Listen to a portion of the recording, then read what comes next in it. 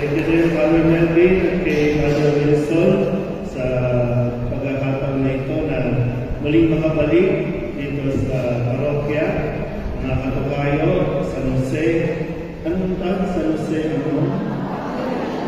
Mapag? Yung sa amin kasi magalang, San Jose Gagalangin, doon sa Tondo. Papaalam mo na bago pasaksakin, kasi magagalang. Dito siya.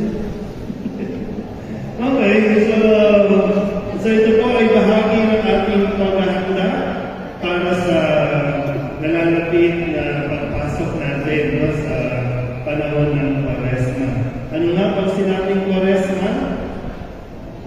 Isang sambayanan. Sabihin mo nga sa kapatid niyo, mag-sorry ka na. Ano, siyempre, paano tayo magsasorry kung hindi nga natin ina-admit na may kasalanan tayo?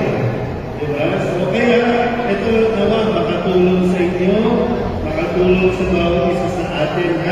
Mahalaga kasi na yung pumapasok tayo sa mood. Kasi di ba ngayon, pang ilang linggo ng karaniwang panahon ngayon? Pang-anim. So magpapos muna tayo sa ordinary season. Then papasok tayo sa Lent season. So kailangan din yung awa natin, lalo na sa ating mga naglilingkod sa simbahan, na huwag tayong mahulog doon sa puro activities lang. Napapagod lang tayo, tapos mismo mga lingkod ng simbahan, hindi nakakapaghanda para sa pagdiriwang ng Pasko ng muling pagkabuhay. Busy-busy tayo sa panahon ng Kwaresma. Pero pagdating na ng pagkabuhay, wala na, ipay-pay na. Kaya hindi natin na-appreciate yung kahulugan nito. Kaya binibigyan tayo ng 40 araw na paghanda. At ang pinakamahalagang paghanda ay yung ating pagsisisi sa ating mga kasalanan. Kaya ngayon, nais ko pong ibahagi sa inyo, although alam nyo na ito, pero bilang isang sambayanan, bilang isang komunidad, sana sabay-sabay natin mapagnilayan ang kwentong ito na mula sa Ebanghelyo ni San Lucas. Meron bang may problema sa pandinig dito? PWD, tambay. May tambay pa dito? Walang dinig dito. Sige na, pag-check na yung katabi ninyo kung bingi o... Kasi nahirap magsalita kung bingi naman pala. Sabihin nyo sa katabi ninyo, huwag kang magbingi-bingihan. Okay, so pangalawa, check ko lang muna. Malinaw ba akong magsalita? Malinaw na, ha? Hindi kasi na-best pass ako last year. Kaya ganito pa rin, hindi pa gano'ng kabilo. No? Pero malinaw po. Pangatlo, check ko lang. Malakas ba yung sound system? Malinaw. Siguraduhin nyo, ha? Sige po. So bilang panumula, ang magsitayan mong lahat, aking pong babasahin ang ating pong kwento na pagninilayan naman natin. Ito ay inamo mula sa Ebanghelyo ni magdadasal pa lang natin. Sige. So ito yung Salmo 51. So hahapiin lang natin itong kabilang ito, tapos ito. So kanan, kaliwa. So mauna yung kanan, tapos kayo naman ang sasagot. Bilang panimulang panalangin natin sa pagninilay na yung hapon nito. Sa ngalan naman ng Anak at ng Espiritu Santo,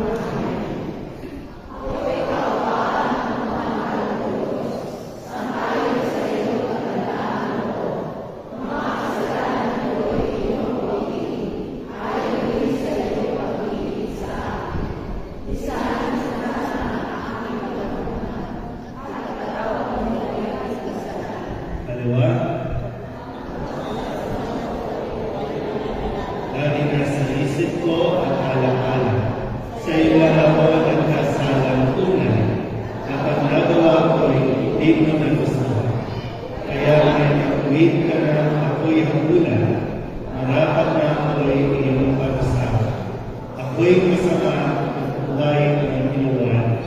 makasalanan na ako'y sila. Amen.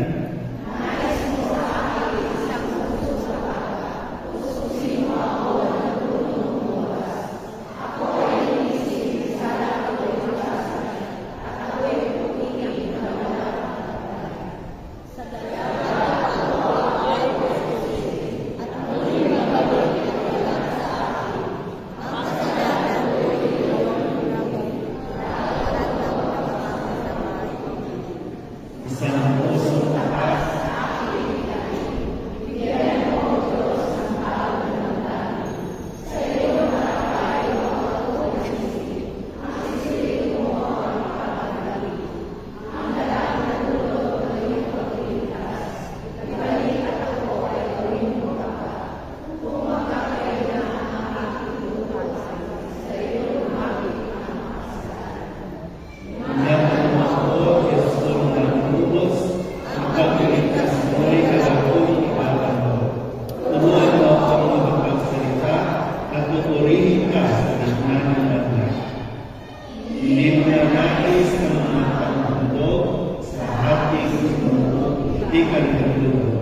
ang handog ko, O Diyos, sa karapat-dapat, ay pakumbaga pusong pagtapat.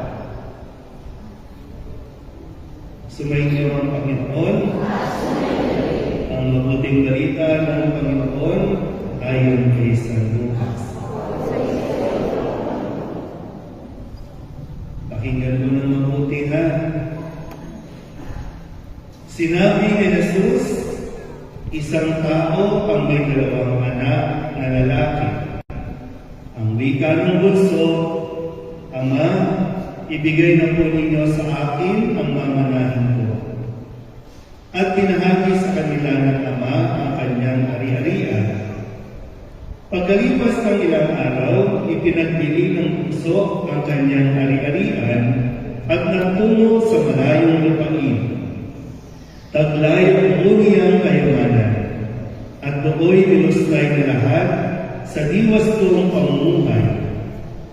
Nang maluslay na niya ang kanyang kayamanan, nagkaroon ng matinding tagutom sa lupaing yaon at nagkalita siya. Kaya't namasukan siya sa isang mamamayan ng lupaing yaon. Siya'y pinapunta nito sa bukid upang mag-alaga ng baboy. Ibig sana niyang kunan ang kanyang pagkain kahit ng mga bungang kahoy na ipinakakain sa mga baboy, ngunit walang magbigay sa kanya. Nang mapag-isip-isip niya ang kanyang ginawa, nasabi niya sa sarili, ang mga alila ng aking ama ay may sapat na pagkain at lumalabis pa, samantalang ako'y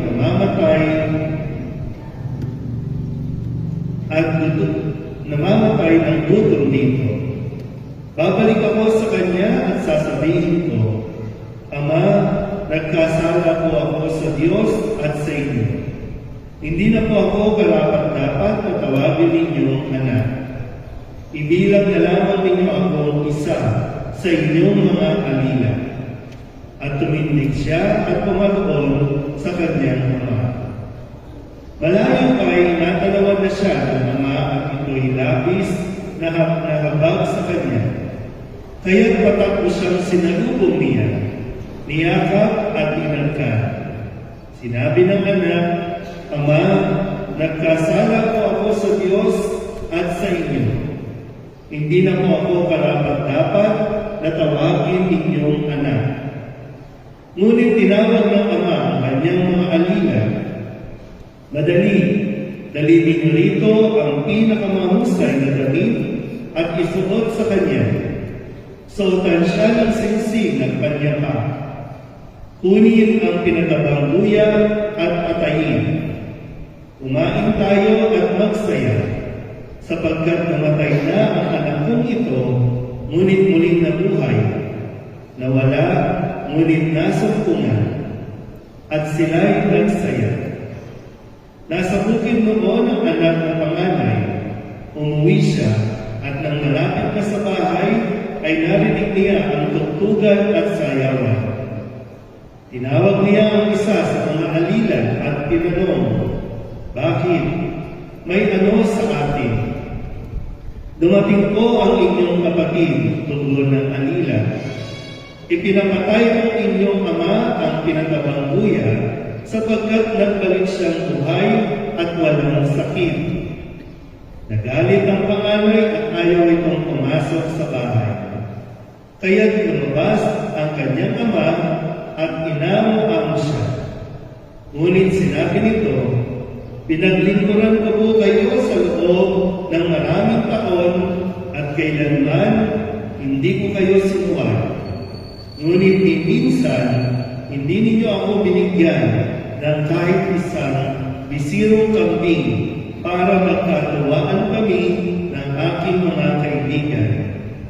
Subalit nang dumating ang anak ninyong lungsay ng inyong kabuhayan sa masasamang babae, ipinagpatay pa ninyo ng pinatabang buya."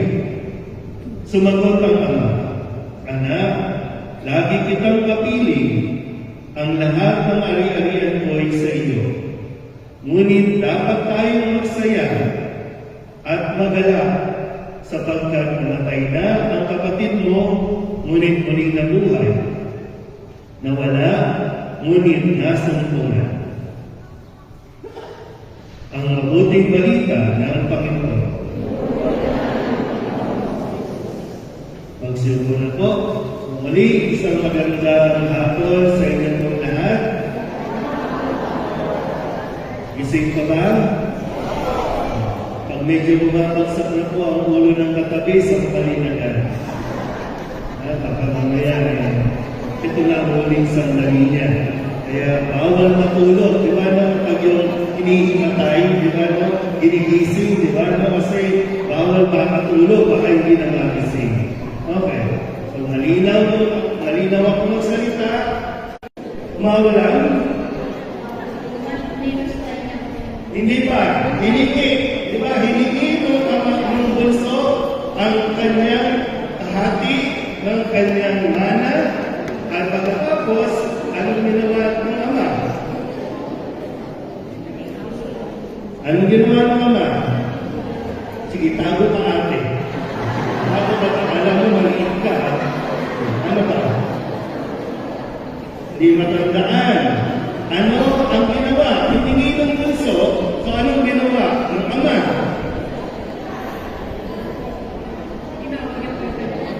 Umalis na siya, umalis na. Imagine niyo ha, imagine. Nung ayaw pumasok, anong ginawa? Ang close nyo naman dalawa. Anong ginawa? Anong ginawa?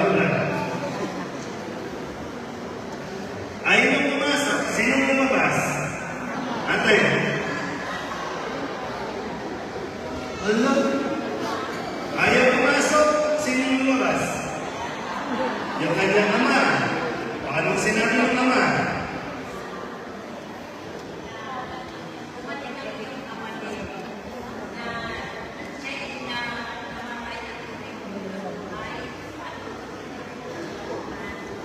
Parang chismosa lang ha. Na namatay na. Ano sabi? Namatay ang iyong anak. Dapat tayo magsaya. Okay. Sige na, okay na. Tapos sa kwento. Huwag na kayo parang mga bulaki dyan. Sige po. So, sana po, no, tandaan natin mabuti ha. Kasi, gaya ng ating pinag-nilalayan, sama-sama tayo naglalakay. Kasi may mga naglakay sa ating Ebanghelyo o sa kwento, kaya lang, kailangan natin makita saan tayo patungo. Okay? Saan tayo patungo? At syempre, ang hangarin natin, sana mag-apply tayo pabalik sa Diyos. Kaya yung kwento natin ito, kwento sa Ebanghelyo, makita rin natin ang kwento ng bawat isa. Hindi nga lang natin alam kung nasaan tayo doon sa tayo. Kaya, balikan natin ulit, ha? Ihimay-himayin natin ulit yung ating narinig na kwento. Sabi po, may isang ama, may dalawang anak. Sino may mga kapatid dito? ay mga kapatid, kayo ay mga unikaliha. Mga yayaman. Pero diba, no? Kamusta ba? Ano ba? Sa mga may kapatid dito, kamusta ba? Kamusta kayong mga kapatid? Yung iba sa inyo, yung mga kapatid nyo, mga nagtandaan na. Diba, no? Nauubos na yung ngipin ng mga kapatid ninyo. Nagpuputian na yung mga buhok ng mga kapatid ninyo. Pero magandang mapagkilala din natin, kamusta na nga tayo bilang mga kapatid. Okay? Kasi ito, no? Binibigay sa atin dahil tandaan nyo, lahat tayo magkakapatid. At ang ating Ama ay ang Diyos. Pero meron talaga tayong kapatid sa pamilya, pero tayo mga nasa simbahan din, magkakapatid din tayo. Pero kamusta ang ating relasyon? Kamusta ang ating ugnayan? Okay, tingnan natin. Next. Sabi ng bunso, dahil na, sabi ng bunso, Ama, ibigay na po ninyo sa akin ang mamanahan. Sa mga bata dito, mamaya pag-uwi ninyo, sabihin ko sa mga magulang mo, akin na yung mana ko. Tignan natin kung ano ang isasagot. Anak, ibang ka ba? Wala tayong mana-mana. Di atin yan. Wala tayong ghost project. Hindi tayo meron. Pero, maganda kasi, diba? Lumapit yung anak at hiningi yung mana. Tingnan natin, pagdinayan natin. Sa mga magulang dito, di ba? Sa mga magulang, kapag hinihingi yung mana, kailan ba nakukuha yung mana? Kapag patay na ang magulang. Doon pala. Pero tingnan mo ang ugali ng bunso, hiningi ka na yung mana. Yan pa, sa mga magulang dito, anong pakiramdam kapag ginusto na ng mga anak ninyo, buhay ka pa, gusto na nilang pag-agian ang inyong pinagsikapan, pinaghirapan. Sa mga magulang dito, alam ba ng inyong mga anak ang kwento bakit kayo napatpat dito sa Caloocan? Taga saan kayo dati? Quezon City? Kasi itong area nito, di ba, parang relocation area ito dati. Di ba, no? Mula doon sa inyong kinalakihan, dinala kayo dito, di nyo alam paano magsisimula, pero nagsikap kayo, naipundang ninyo, sino nakatira sa papat? Dati parang bago lang yan eh. Ngayon, bago na. Di ba, nagsumikap, inayaman ninyo ang lugar na ito, ganyan, no? Kasi mahirap kung wala kang sariling bahay, wala kang sariling lupa, mahirap yung natutulog ka, binabaha, di ba? Kaya nagsikapan. Pero bigla, ihingiin ng anak yung kahati, yung kalahati ng kanyang mana. Although, sa batas naman talaga, ang ilan ng magkakapatid, yun ang hatian. Pero huwag namang lahat. Pero dito kasi, di ba? Lumapit na siya, buhay pa yung ama, ina yung mana. Next. Pero ang kagandahan, ang ginawa ng ama, inake, at ibinigay sa bunso yung share niya. Walang pagdaramdam. Walang paghihinanakit o galit doon sa ama. Kasi kung tutuusin naman, mga magulang, para naman talaga sa kanila ito. Lahat ng pinaghihirapan ninyo, lahat ng pinagpapakuran ninyo, para naman talaga sa kanila. Sa mga magulang na natin ito, sabihin nyo nga yung kapatid ninyo, ayusin mo na yung last will mo.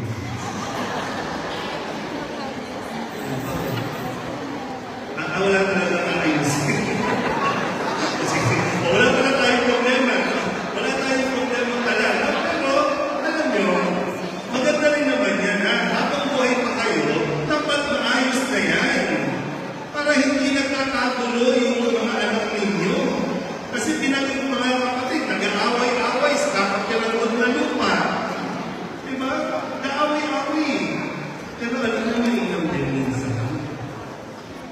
magulang ha, hinay-hinay ha. Minsan yung sinasabi niyo kasi na ayaw naming maranasan ng aming mga anak ang hirap na naranasan namin. Ano no? Ganun yung inyong mentality. Okay naman sana po yun. No? Pero hinay-hinay lang. Kasi kayo, mga magulang, dugot pawis ang inyong ibinigay para lamang makabili kayo ng lupa kahit kakapirang doon yan. Pero yung mga anak ninyo, turuan nyo paano magtrabaho.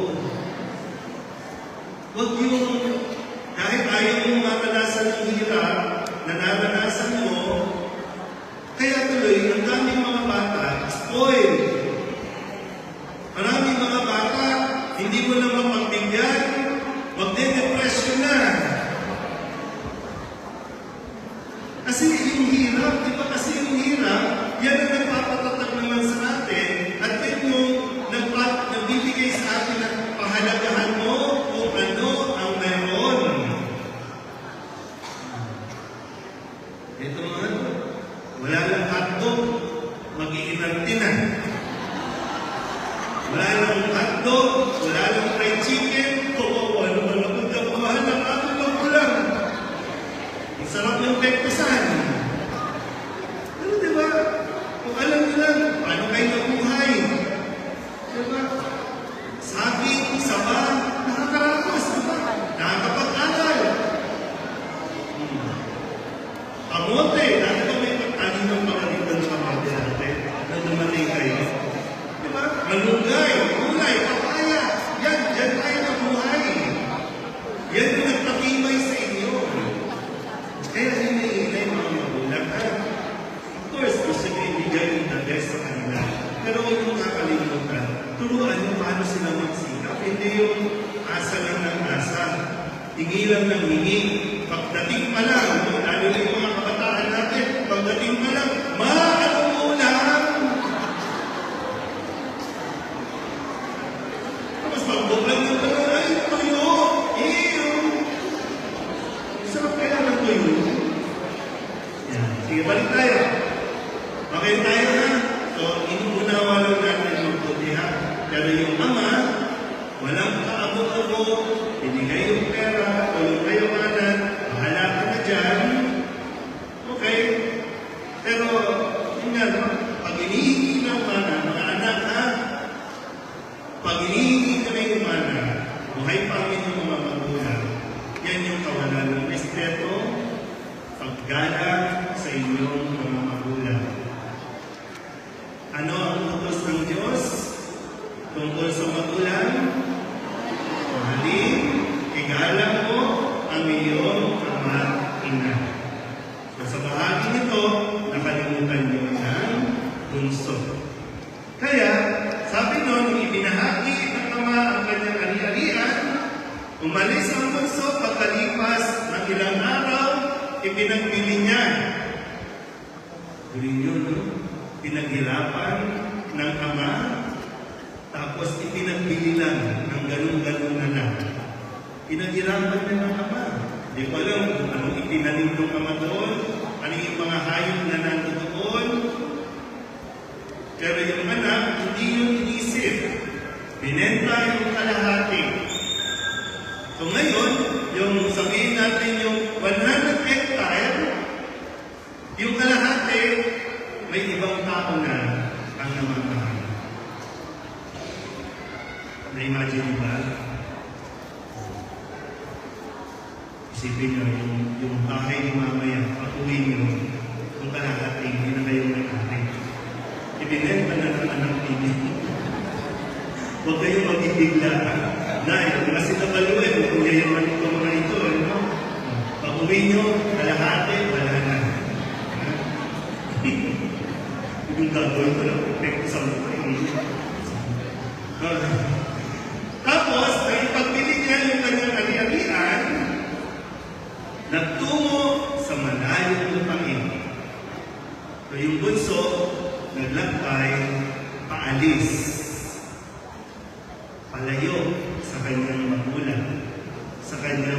pamilya. Isa yung bunso, yan. Taglay, dala lahat ng kayamanan niya. Imagine niyo, no? Wow, big time ito. Next. Matapos malustay, no, yung kanyang kayamanan. Kasi totoo naman po, ano? Sino may pera dito? Asa naman? Yun. May pera doon, no? Diba? Kung sino may pera, maraming nakadikit sa'yo. So, ibig sabihin kayo, dikit kayo ng dikit sa may pera. Wala kayong pera. Ha? Pag walang pera, walang dikit sa'yo. At yung katotohanan din, kapag wala ka ng pera, doon mo makikilala kung sino ang tunay na kaibigan, tunay na nagmamahal, tunay na kapamilya, kapatid, kabagang. Pero kapag marami kang pera, ay huwag mong pagmamalaki na marami kang kaibigan. Kasi ngayon, di ko alam kung sino natirang kaibigan ng mga Biskaya. Kasi dati, marami silang pera, maraming tao nakadikit, kahit mga politiko nakadikit sa kanila. Pero ngayon, iniiwasan na sila ma-associate sa kanila. Yung magandang bagay din naman, di ba, na nangyayari, nakikilala mo ang tunay na mga tao. Yung tunay na ugali ng tao. Sabihin mo nga sa kapatid niyo, totoo ka ba sa akin?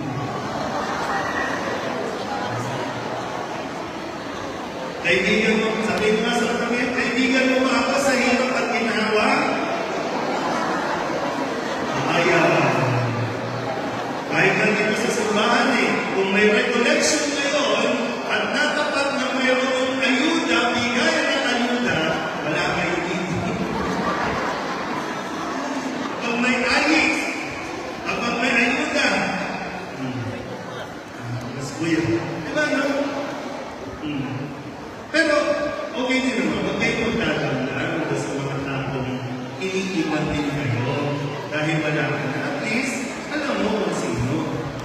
Pero ikaw huwag mong gagawin. So, nilustahan ang kanyang kayamanan. Nung maubos na, yun naman, nagkataon naman, nagkaroon ng COVID. Nagkaroon ng pandemya, nagkaroon ng tagtotong, at yung mga nakapaligid sa kanya, nakapalibot sa kanya, nililibre niya na anak, sige, sabot mo lahat yan. Ngayon, wala. Iniiwasan na siya. Kaya na, napilitan na lang siyang mamasukan sa isang babuyan. Sa isang mamamayang doon. At yung matindi, kahit yung pagkain niya o pagkain ng baboy, hindi pinapakain sa kanya. Ano matindi? Diba? Dati, yung buhay niya, maranya. Kaya niya mayaran, bilhin lahat ng gusto niyang kainin. Pero dumating yung mundo na halos talagang wala na siya. Wala nang matiran, wala ding makain. Pero yung buhay niya noon, grabe. Waldas dito, waldas doon. Hindi na inisip na, kasi alam niyo, ang pera, saglit lang yan. Kahit yung sabihin natin, 2 milyon, 3 milyon, wala. Nauubos yan. Yung natanggap nyo nga lang na ayuda ng isang buwan, ubos na, di ba? Oras lang. Pagkatanggap na pagkatanggap, wala na. Kasi hindi niyo iniisip, ang bihira kayo, na matagal-tagal pa. Lalo na, paano kayo nakasurvive nung COVID? Di ba yung 2 years na walang trabaho? Pero kahit walang pera, tinan nyo yung nakabili nga, tumaba pa. Ano?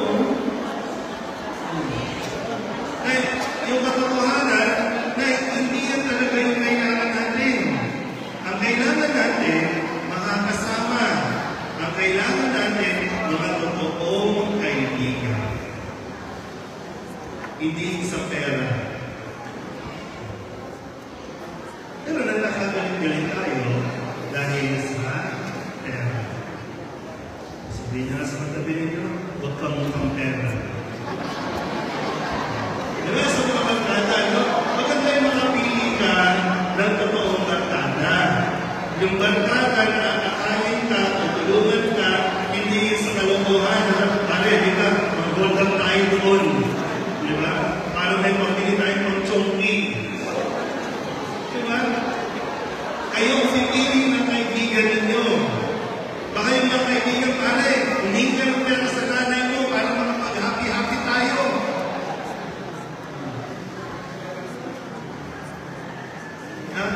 Nagsusunod mo ba yung kwento ng anak?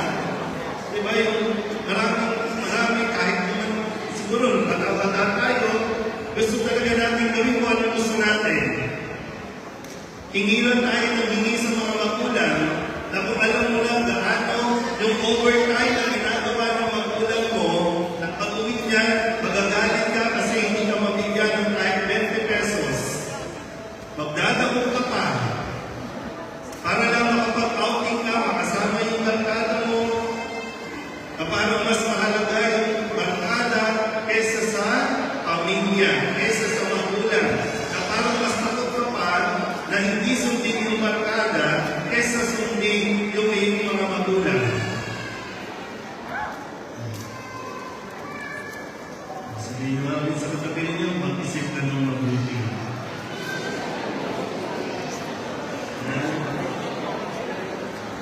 Okay tayo dito? Next. Kaya, sabi niya, napag-isip-isip niya, maganda rin at least, diba, naranasan niya, nakita niya yung totoong buhay. Kaya alam mo, diba sabi niya, sa unang bahagi ng kwento, diba, pinigilan pa siya ng ama. Hindi siya pinigilan, no? Kasi may sariling buhay na naman siya. Inayaan siya ng ama, sige, buhay mo yan, responsibilidad mo yan. Sabihin niyo nga sa katabi ninyo, salamat sa Diyos, natapunan ka na.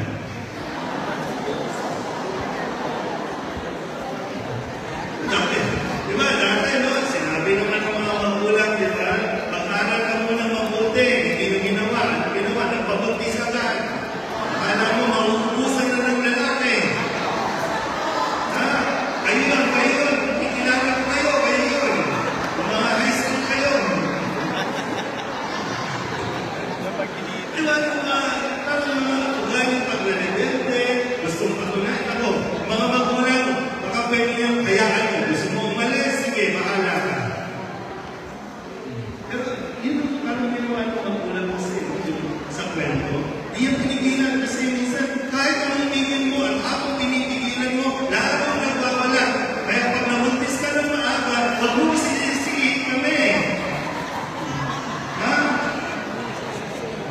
Hindi, wala no?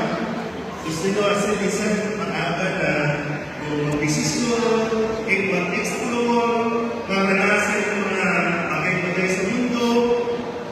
Pero tandaan nyo, kayo ang responsable sa buhay ninyo. Ha? Nakakabasa na kayo, nakakasulat na kayo, kaya wala kayong po pwede dapat sisihin, kundi kayo. Hindi magulang. Ha? Bakit? Kaya sabi niya na pag-isip-isip niya yung ginawa niya, mali. Mali yung ginawa niya. Pero, nagawa na, nangyari na. Pinutol niya na yung kanyang ugnayan sa kanyang magulang nang hindi niya yung mana. So, ito na siya ngayon. Pero yung kagandahan, napag-isip-isip ng bunso na nagkamali siya, nagugutom na siya. Yung naman talaga yung kapupanganan. Magugutom ka mamamatay ka sa gutom. Kaya sabi niya, yung mga patulong ng ating ama, lumalawis ang pagkain, ako mamamatay ako sa gutom. Next. Kaya sabi niya, babalik na lang siya sa ama. Sabihin niyo nga sa katabi ninyo, bumalik ka na.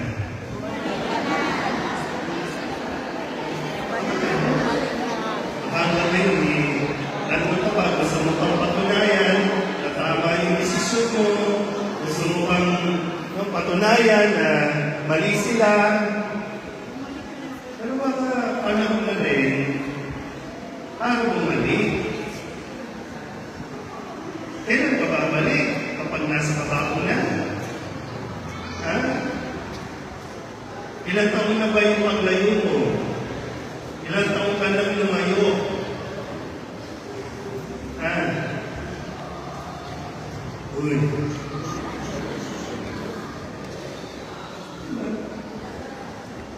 Ano ba? Katulad ng bunso sa Evangelyo, baka panahon na para mapag-isip-isip mo na dapat ka na bumalik. Nakalipas ka yun eh. Tagal na panahon na eh. Pero walang mangyayari kung paninindigan mo yung pride. Walang mangyayari kung paninindigan mo yung pagkakamali mo na hindi mo na itatama o babaguhin. Tapos pag bumalik ka, patay na yung magulang mo, iiyak-iyak ka ngayon. Pero minsan kapag may mga ganyan drama sa mga burol, di ba sa mga burol, kapag madalas kasi pag naiindihan kami sa mga lamay, para rin yung drama, gusto kong titikin yung mata. Ang tagal na panong naghihintay, ayaw mo umalik, ngayong nakaratay na sa tabao, saka kaiiyak sa akin maglatawa, napatawanan mo ako, tumugod kita dyan eh. Bawal na, hindi na po pwede. Kung nabubuhay, ayaw mong lapitan.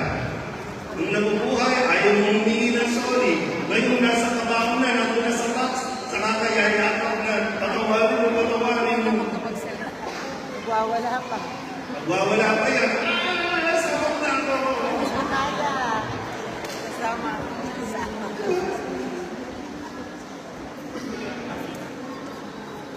Kailan ka na? Yung kagandahan doon sa bunso ay tinuturo din sa atin na napag-isip-isip niya, kailangan niya na bumalik. Bagamat, para sa kanya, hindi na bilang anak, kundi bilang isang alipin. Kaya yung dialogue niya, no? Papakibasa ka, yung dialogue, Ama, nagkasala ko ako sa Diyos at sa inyo. Hindi na po ako anak at dapat, tawagin ninyong anak. Ibilang na lamang ninyo ako, isa sa inyong mga kanina. So, maganda rin panawagan sa atin, di ba? Maglalakbay tayo sa panahon ng Paresta, ano ba yung mga nagawa natin kasalanan na dapat natin ihingi? Kasi dito tandaan nyo, una niyang binanggit ang Diyos. Kaya nga sinabi ko sa inyo kanina, ano ang utos ng Diyos tungkol sa mga magulang? Igalang mo ang iyong mga ina. Sa paghihinga ng mana sa kanyang ama na buhay pa, hindi niya na ginalang, pinastos niya na, hindi niya na-respeto, nagkasala siya una sa Diyos. Kaya sa Diyos una tayo humihingi ng tawad. Isipin mabuti ha, I'm sure magkakaroon ng kumpisalan dito. Paano yung katulad niyo? Kailan ko huling ng kumpisalan? Anumin. Last year, yung iba. Kasi yung iba, natatakot, nahihiya, o kaya naman ayaw talaga na humingi ng tawa sa Diyos. Pero huwag yun ang hintayin na mahuli ang paghingi natin ng tawa. Okay, next. Pagkatapos na mapag-isip-isip, tumindig siya. Tumayo siya at umaroon sa kanyang ama. So wag lang puro isip lang. Hindi pwedeng maiwan, naisip ko, mali na ako, tama, nagkamali ako.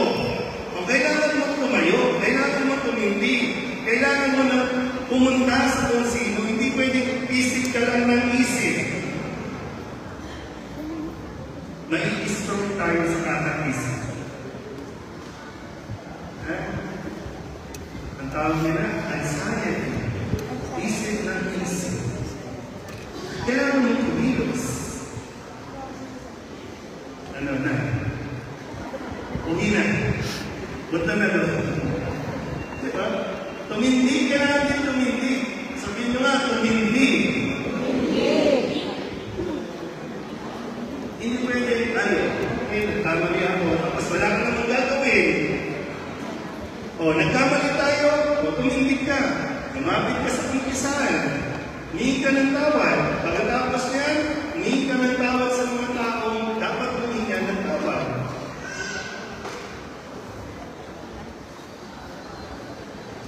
Baka yung iba sa atin dito, hinihiling at sinasabihan na tayo na panahon na para tumindig. Panahon na para tumayo. Baka sa generation natin, panahon na para mag-text ka. Panahon na para tawagan mo. Kung malayo man siya, nasa probinsya, panahon na para tawagan mo, magparamdam ka na. Huwag mong ipayin siya ang magpaparamdam at ahawak sa paa mo. Habang buhay mo, magparamdam ka na. Kasi kapag namatay ka na, nagpaparamdam ka na, wala na. Okay na tayo ng sigunso? Okay, next part. Sabi dyan, malayo pa siya. Diba no? So tumindig na. Wala sa kalayuan, naglakbay na ulit siya. Pabalik. Nung una, naglakbay siya palayo. Ngayon, naglakbay siya pabalik. At sa kanyang pagpabalik, nakita na siya, natanawan na siya ng Ama, at labis siya nakabag sa kanya. Kaya, yung Ama naglakbay din. Hindi palayo. Hindi iniwasan yung anak. Kasi pilayin nyo, nagpapakain ng maamoy. So anong amoy niyan? Mabaho yan. Pakiamoy yung katabi. Diba? Hindi niya iniwasan kundi patakbo niya sinalubong. Diba? Naglalakbay patungo sa kanyang anak. Ulitin natin ulit, mga magulang. Kung sa inyo ito ginawa, sasalubungin mo ba ito? Nakita mo na, nandun na sa kanto ng kamari. Layo. Layo. O sa Barta, hindi ko na natin tapin. Sa Barta na. Nakita mo na. Tumatak ko yung mga chismosa. Oy, yung anak mo. Ano doon? Nakita ko, paparating dito. Ano ba, isasarado naman natin itong barangay na ito para hindi siya makapasok. Tawagan, makakagawad. Ito ha, makapasukin dito yan. Pero hindi. Patakbo niya, sinalubong ang anak. Niyakap at hinagkap. Ayaw ba? Ayaw ba mga magulang?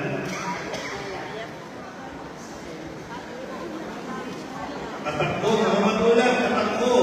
Habang tayo pang maglakad, habang tayo pang tumakbo. Habang hindi pa malamig ang panahon at hindi ka nirarayuman. O arthritis. Ayaw bang kalimutan kung ano ang paglapastangan na ginawa sa iyo? Kasi anak mo yun eh. Diba ganda na sinasabi? Nilapastangan ng Ama, pero wala eh. Wala na sa isip niya yun eh. Bakit ko nasabi? Sinalubong, niyakap, at inagkan. Ilan ba yung mga anak nyo na medyo mapastangan sa inyo? Ngayon kasi nakasalubong ng mga yung mga anak, kung makapagmura sa mga magulang, parang baliktad na tayo. Mga anak na ang nagmumura sa magulang. Mga anak na nga rin yung nagtataboy sa magulang. Diba? Lalo pa nag-asawa na yung mga anak, ikaw mo aalisin. Pero gano'n pa man, yung paanyaya, kung nagkamali yung anak, tumindig ka din, maglakbay ka patungo sa iyong anak. Next one. Ito na yung pinag-iisipan ng anak, di ba? Anong dialogue ko? Di ba gano'n naman, no? Nagkasala ako eh. Di ba, Brad, no? Walang paalam. Di ba, no? Nag-outing. Nakipag-inuman. Sinabi na, inumaga na. Pag-uwi, ano ba sasabihin mo, alibay? Ano bang excuse ang sasabihin mo? So ito yung sinabi ng anak. Nag-isipan na mabuti. Pakiulit nga, basa. Ama? Kasama ko ako sa Diyos at sa inyo. Hindi lang po ako marapat-dapat. Yan. Tapos no, diba, no? Ganyan, diba? Diba, ikaw yung anak. Ako yung ama, no? Yan. Sasabihin mo yan, Ama, nagkasala ko. Ano sasabihin mo? So, tayo ka, Dadrama tayo dito, dali. Active tayo dito. Dali. Tingnan natin kung anong reaction. Mayon ka na dyan. Sayang ang tato! Lina. Halika na. Diba, ganyan, diba lang? Pero, anong reaksyon ng magulang? Tantado ka. Kala mo ha? Diba, ganun? Mga magulang, nagkamali na nga. Diba? Nagkamali na nga.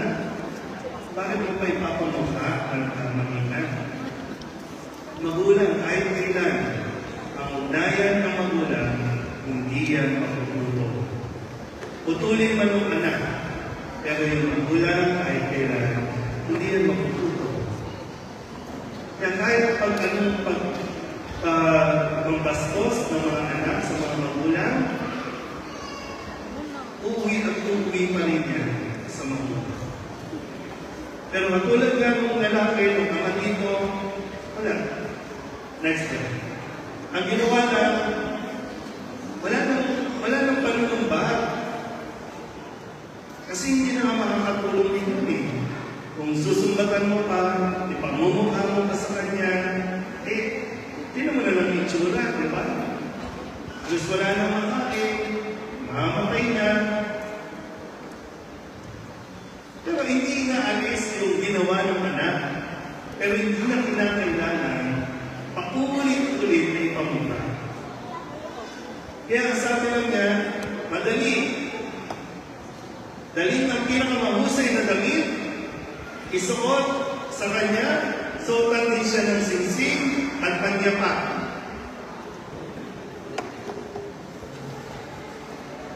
Minsan, totoo naman, mahirap para sa atin, no? Yung minsan, pag nangyari yung iba, no? May kapatid kang adik, paulit-ulit mo nang tinutulungan, diba? Paulit-ulit mo nang nire-rehab, paulit-ulit mo nang ano ba yan mo, kinipiyansahan, diba?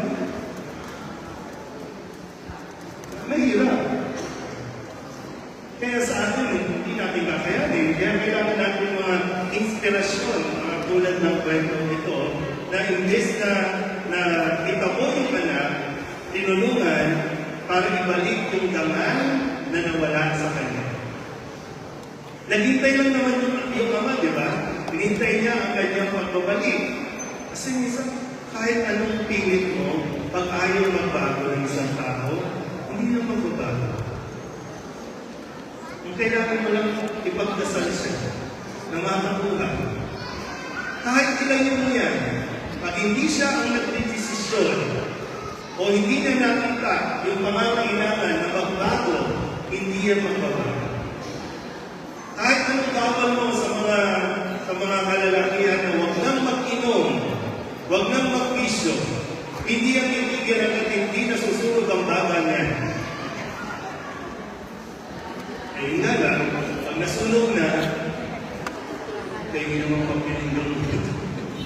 Di ba? Ikaw, pipirwisyon ka pa, kayo naman pagpinindong. Di ba? Asa pa rin sa'yo. Daya naman tayo eh. Dahil dati, yung sinasabihan mo, ayaw makinig, ang tapatan pa, o ngayon, mahina na. Pero, yun. Ibinalik ng ama yung dangal na nawala sa anak. Wala na po sa, okay na.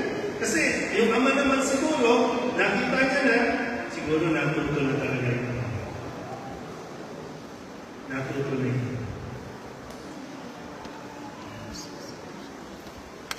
Sabihin naman sa katabi ninyo, natuto ka na. Medyo ba? Ay sabihin natin, huwag kayong mag-yosi. Ano? Tikim kami, tikim. Diba? Hintay natin mapubos ang baba nyo. Pag sinabi, ito mga kabataan, pag sinabi ng mga magulang, huwag mo lang magpo-boyfriend. Hala, sige magpo-boyfriend, hindi hayang kayo agad-agad. Kapag nabuntis, iniwan, yan na. Ngayon lang na-realize, isang kailangan natin matuto sa pabigan na paraan. Pero pag, yun nga, pag natatauhan na, pag handa na talaga ulit magsimula, huwag natin pagkakit. Yung katulad ng mama, hindi sinarami yung pinto.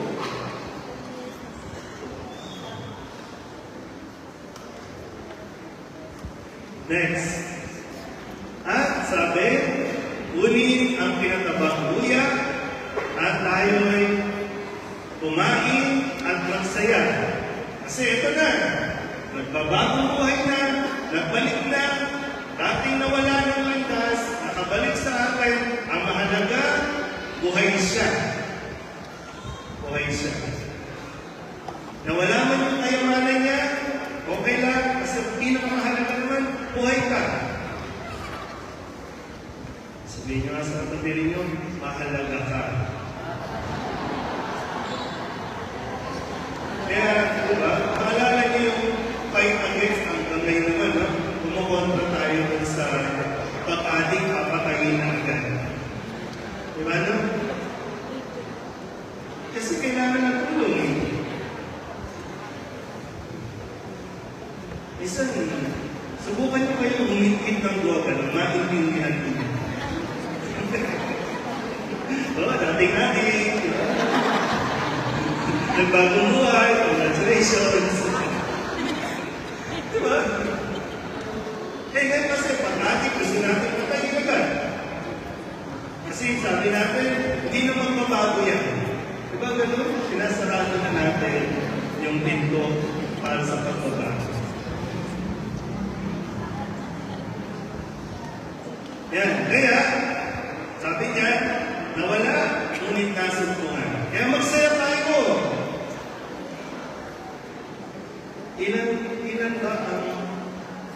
Ilan ang mga nagdating pagsisimbahan na nagkamali na ayaw na natin pabalikin sa simbahan.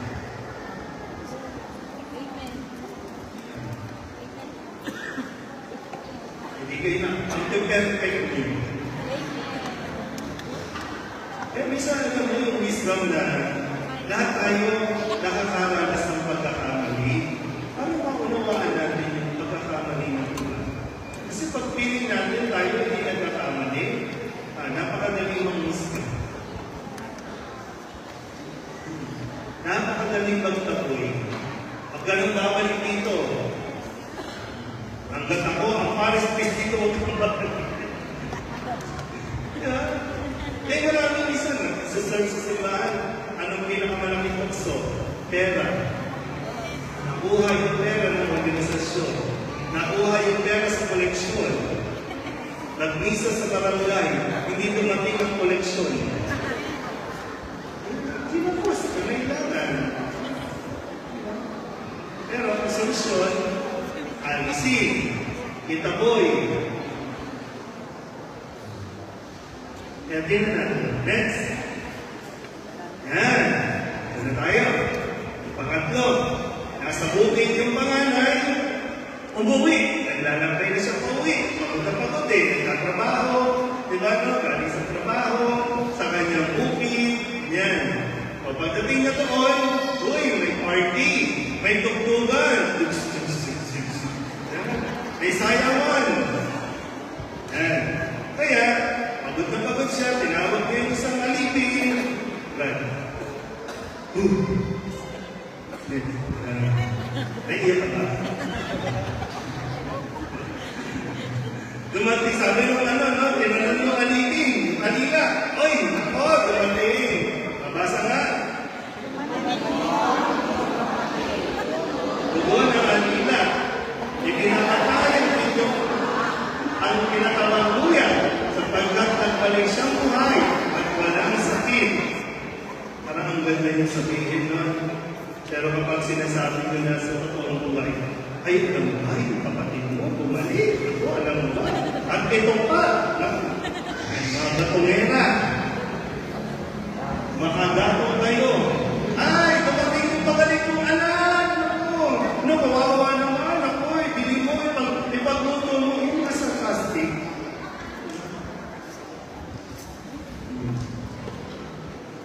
Kaya, natigil ngayon yung pangalan. Ipagod, gutom, galing sa bukid, galing sa trabaho, tapos maririnig ngayon, tapos yung sul-sul, yung gatong, kaya ayaw pumasok sa loob. So ngayon, tingnan natin yung kanyang drama. Nagalit yung panganay, ayaw niyang pumasok. Ayaw niyang pumasok. Sa simula pa lang, tahimik na yung panganay. Di ba no?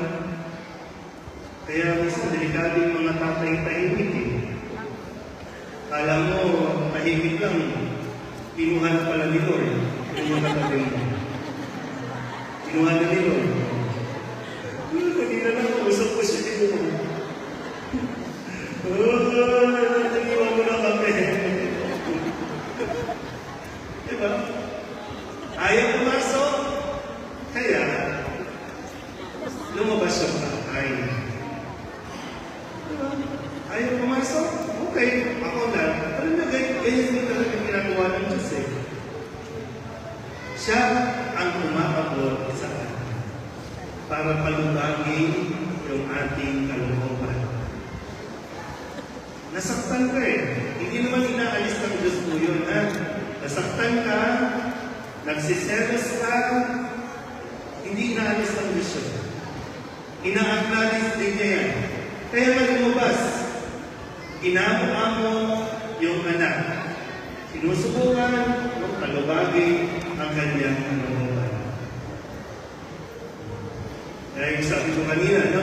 Napakadali sa atin para magtaboy ng mga nagkasala, ng mga nakagawa ng kasalanan. Kaya gusto rin natin itama, no? Kasi nung malaman natin yung mga pagnanakaw dahil sa mga ghost project na yan, marami sa atin isigaw talaga yung mamatay na sila. Sa isang banda, yun ba ang gusto ng Diyos? Mamatay na sila. Kasi ang gusto ng Diyos, magbago na sila. Sabihin nyo nga sa kapatid ninyo, magbago ka na. Ulit, magbago ka na. Kasi gano'n mo, no? Sigaw tayo ng sigaw. Mga kurakot.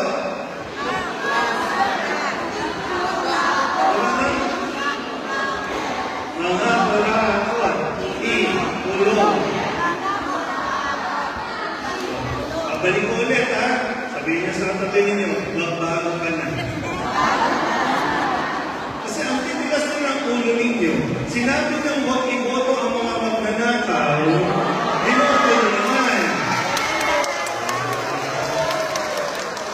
Tapos sisigaw-sigaw kayo ng mga kurakot, ikulong na yan. Pagdating ng election, nabigyan ka lang ng 500 pesos, okay na yan.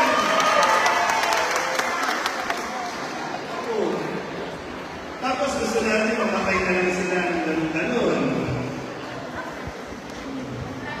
Kahit, tandaan mo ha, kahit sino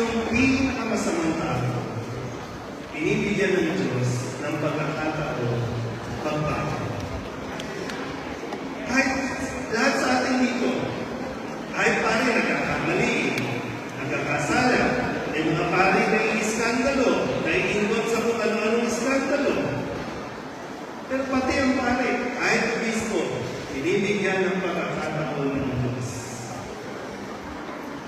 Kahit lahat tayo dito, yung mga taga-Caloocan, mga fans ni Oka, malapit.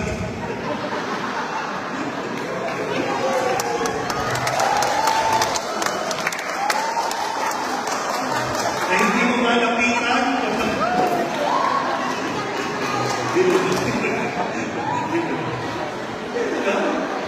binibigyan tayo ng pagkakataon. Sinusuyo ng Diyos ang bawat isa sa atin. Ha? Politiko ha? Hindi sinasabi at hindi inaalis ng Diyos na nasaktan ka. Ha? At hindi rin sinasabi na tama yung ginawa niya. Okay? Naintindihan ba? O kailangan mo lang lawakan ang iyong pangunawa. Sige, tingnan natin. Ano ang inutok ng lalaki? Sabi ng lalaki, basa ng malakas, ha?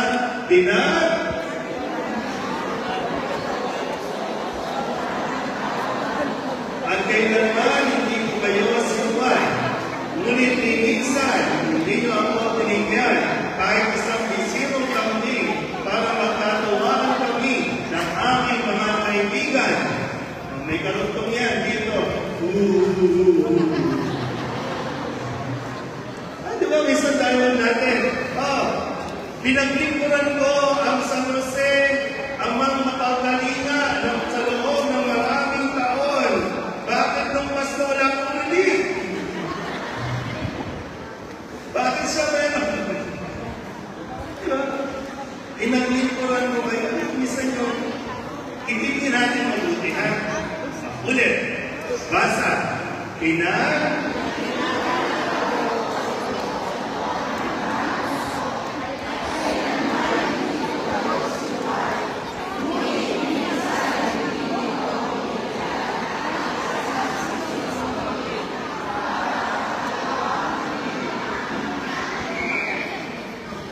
Napipil ba yung timutok? Pinagin ko lang tayo sa loob ng maraming taon. Minsan, hindi ko ako binigyan ng isang bisirong kambing para magkasiyahan kami. Nagtatampo siya, no? Tama ba? Nagtatampo siya sa magulang niya, no? Kasi mabait naman daw siya eh. Sinusunod naman siya, di nga siya malis eh. Hindi katulad ng gusto, wala, nagbibente. Pero minsan, yung mga tampo ninyo at selos ninyo sa mga kapatid ninyo. Di ba, no? Bakit di mo kasi ginawa din? So, gagalit ka sa kanya kasi ginawa niya yun. Bakit di mo kasi ginawa? Ngayon, magsiselos ka, naiingit ka. Sinabi ba ng tatay na manatili ka? May buhay din yan eh. Kaya dapat alam ng mga magulang na ang inyong mga anak may sariling buhay yan, may sariling desisyon yan. Pero ang sinasabi na sa atin, maging responsable kayo sa inyong mga desisyon. Hindi yung pagdating ng araw, isisisi mo sa magulang kung bakit wala kang narating, kung bakit hindi ka nakaalis. Kasi desisyon mo yan. Ito ang desisyon ng bunso, lumakad palayo. Ang desisyon ng panganay, manatili. Kaya lang, yun lang, naghihimot naman pala ito. Kinikimkim. Sinasarili yung kanyang himotok na sana ako din pala nakaranas ng mga bisyo, nakaranas ng mga sa ibang lugar. Pero, sige, tingnan natin na. Ano ang sagot ng mga? Ay, ito pa yung kalutong ng himotok niya, di ba, no? Pero yung anak mo, ang gigigil ako, buwang-buha niya, ang gigil ko eh. Di ba, no? Buwang-buha eh. Yung anak mo, lumustay ng iyong kabuhayan sa masasamang babae. Ipinagpatay ka ninyo ng pinatawang luya. Alam niyo kung bakit dahil tagaling ang panganay? Kanina yung pinatawang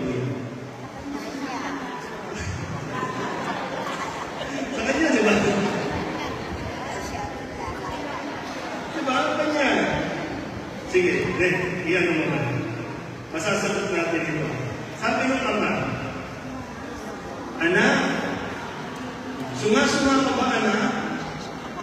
Lagi kitang kasama, anak. Lahat ng meron ako, ito. Di ba hinati na nga yan? Hinati na nung pala, nung hinihingi ng pag-bunso, hinati na. Binigay mo sa bunso, kaya ginawa ng bunso, paano maibigin niya? Kasi kanya na yun. Ito kalahati, kanya to. Hindi na kinakailangan magpaalam sa magulang. Kasi kanya nga yun. O, ginagagalit niya, kanya yung pinatawang kuya, kinata. Hindi na paalam. Kanya yung favorite niya yun eh. Kasi di ba minsan may ganyan mga magulang, di ba, no? Iakasyon na lang din na, maintindihan naman ang anak ko. Ito na kailangan. Di ba may mga kapatid na nagre-relang, bakit na lang ako? Ako na lang ako. Bakit sa akin natin? Hindi nang hindi yung magulang. Bakit sa akin? Yung kapatid mo, walang wala.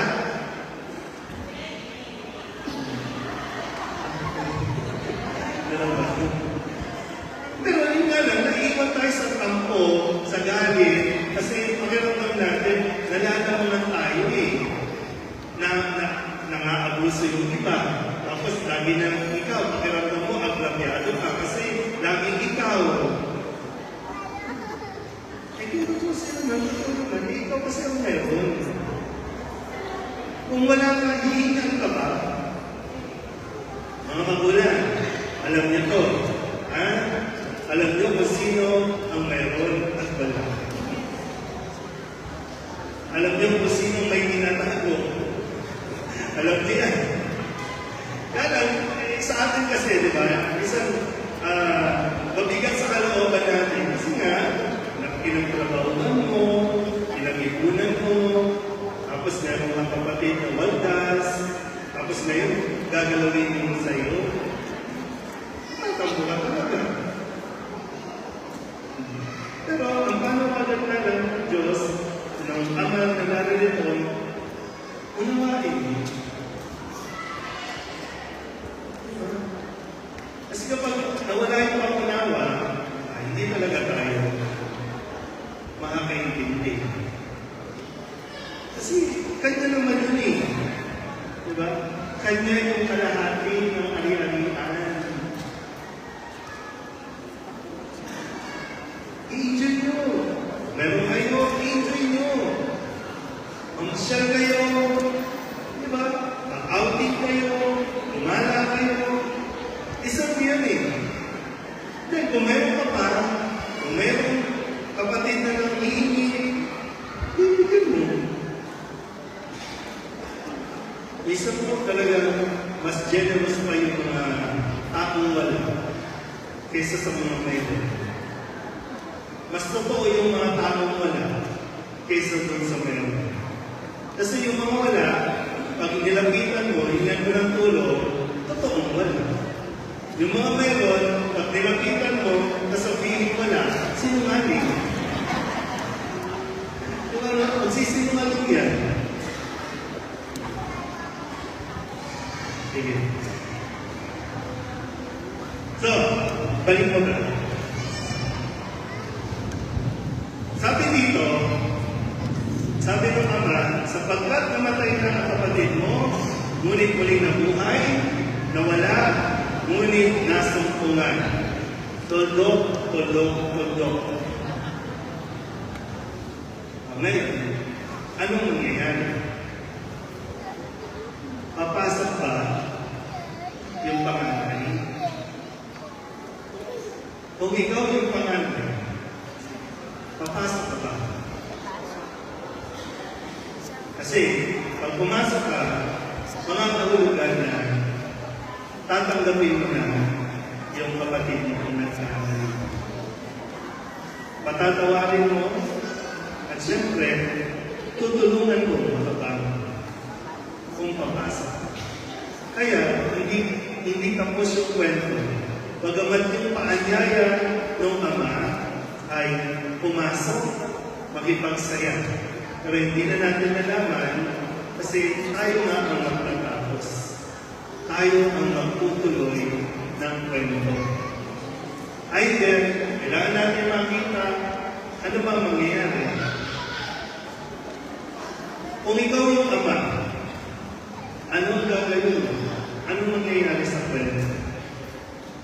Sa bahagi mo pa lang ba, wala nang pagtanggap? Sa bahagi mo pa lang ba, yung anak mo na nagkamali, kalimutan na, utulin na rin? O susundin mo yung halimbawa ng ama na ikaw na yung mag-i-initiate, lalapitan mo na.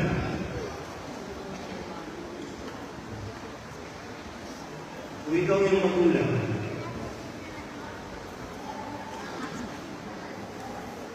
next. Ano mangyayari kung ikaw yung bunsong anak? Nasaan ka na ba ngayon? Kung ikaw yung bunsong anak, nasaan ka na ba ngayon?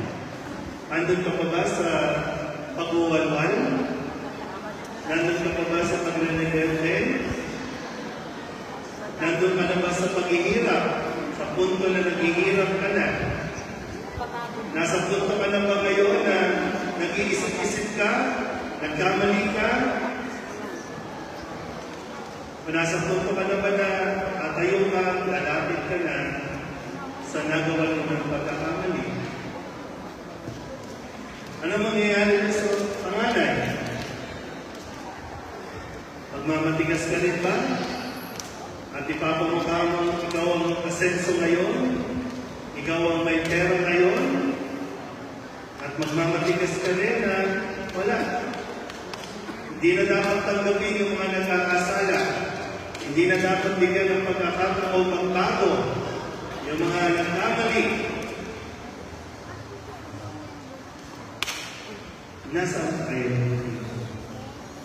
Kaya sana sa panahon ito ng Kwaresma, mahalaga na po yun na nag-iisip tayo, nagninilay tayo sa mga ginagawa o mga nagawa natin. At hindi naman tayo pupwersa rin eh.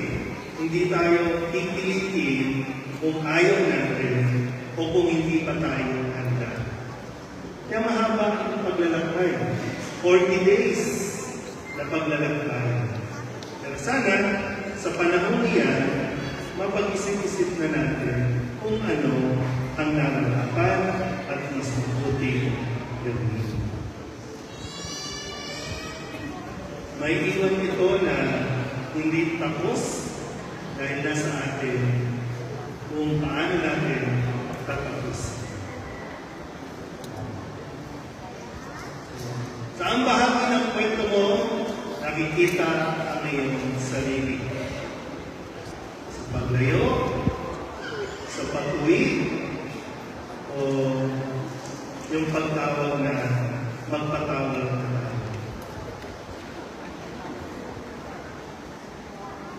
Ano maganda rin? Tayo ba ang kailangan humingi ng tawad? O tayo ang dapat na magpatawag? Araw-araw. Pero sana po, mapagnilayan natin sa bukas, no? Ash Wednesday, magpapapahid tayo ng ako, at ang sinasabi sa atin, huwag tayong makita ng tao. Hindi, sa pagpapahid ng ako, inaamin natin na tayo ay nagkasala, tayo ay makasalanan, at humingi tayo ng tao. Amen? Magandang hapon po sa inyo.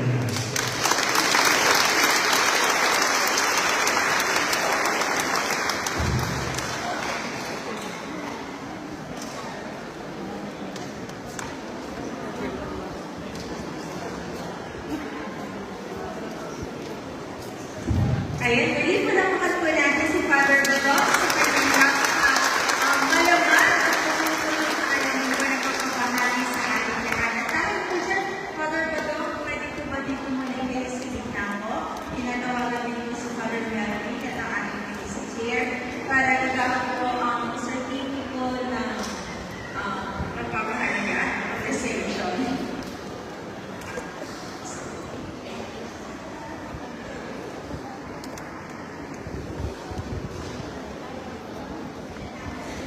Diretso na ako. So, ito na ako. pagkakataon na ito ay gusto natin na pagpasalamat kay Father Douglas sa kanyang pagbabahagi sa atin. Sana